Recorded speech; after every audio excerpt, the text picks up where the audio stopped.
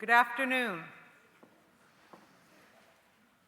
It's my great pleasure to welcome you all to this afternoon of lectures on the topics of love and marriage in Italian Renaissance art. They've been organized to complement the exhibition just now opening in the second floor galleries at the top of the grand staircase, called Art and Love in Renaissance Italy, and I encourage you all to peek in on it after these lectures are over. Will be open to all of you. I'm Andrea Bayer, the curator of the exhibition, and I'll be introducing our three speakers this afternoon.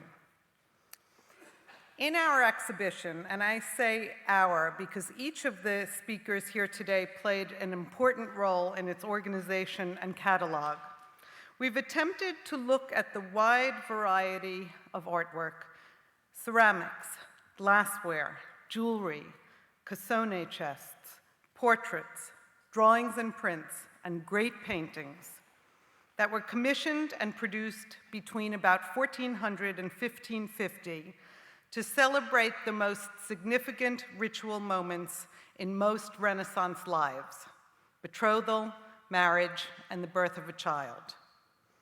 These secular works, meant for a domestic setting, provide a remarkable glimpse into the private lives of men and women during the period. Their themes repeat across the media, so that, for example, clasped hands, representing fede, or faith, the commitment of one family to another and between the bride and groom, can be found on maiolica plates, on rings, and even on an inkwell that probably was used during the contractual moment in a wedding ceremony. The word itself, fede, can appear inscribed on many objects, sometimes as part of a phrase: amore vole fe, love needs faith.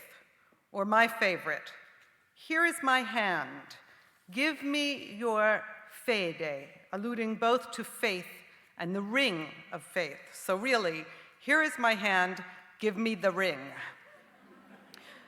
From ceremonial gifts such as these, the exhibition moves into the impressive schemes for decorating the camera, or semi-private bedrooms of the young couple, the portraits done of them, and the marvelous gifts given to the mother and her household on the birth of a child.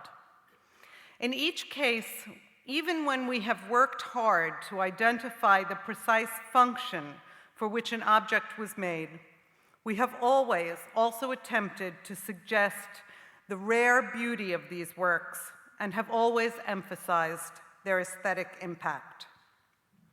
Now, marriage in the Renaissance and in Renaissance Italy rarely had much to do with our notion of romantic love. It was societal rather than strictly personal, and families determined most marriages. That is not to say that people were not swept up by the currents of love. First, it was hoped that marriage and the start of a family would lead to love, and this is a hope, and a hope sometimes attained, that is expressed over and over in the objects on display. Then there was sensual and sexual love, about which you'll hear a great deal today. And lastly, there was a widespread fascination with the notion of love itself that was expressed in all of the arts, especially poetry and music. Love's pains and its pleasures, the courtly and chivalric love that destroyed no one's reputation, and the recognition and love of a woman's beauty.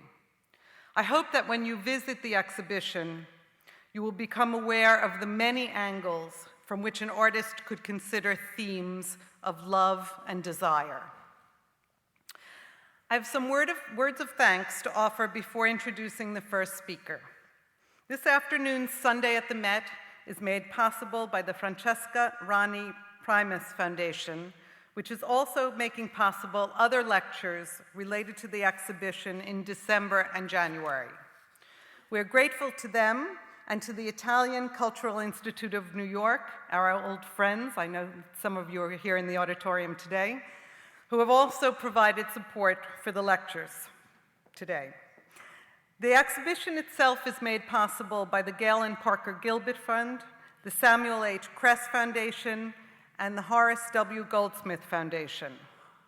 The exhibition will travel on to the Kimball Art Museum in Fort Worth, which has been our close partner in its organization.